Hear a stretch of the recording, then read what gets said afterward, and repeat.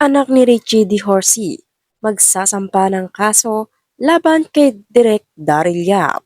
Hindi nagustuhan ng anak ni Richie D. Horsey ang pagkatawid sa pangalan ng kanyang ama sa kontrobersyal na pelikulang ginagawa ni Direk Daryl Yap. Tampok ang buhay ng yumaong artista noong dekada 80 na si Pepsi Paloma. Ang pelikula ay may pamagat na The Pepsi Paloma. Sa isang Facebook post, ibinahagi ni Alexis Jan Romero ang isang post mula mismo kay Direk Yap kung saan makikita rito ang aktor na siyang gaganap sa karakter ng kanyang ama na si Richie D. Horsey. Sa caption ng post na ito ni Romero, mababatid ang pagkagalit niya sa direktor dahil matagal na umanong patay ang kanyang ama pero pilit pa ring idinadawit sa kontrobersya.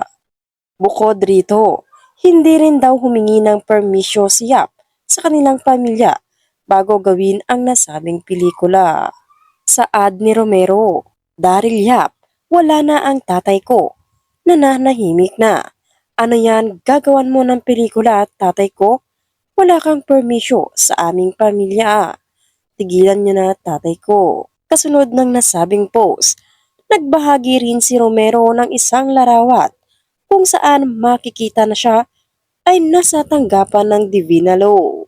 Sa caption nito, matapang na sinabi ni Romero ang mga katagang, "Meeting muna Daddy Richie D. Horsey, ikaw na bahala sa akin.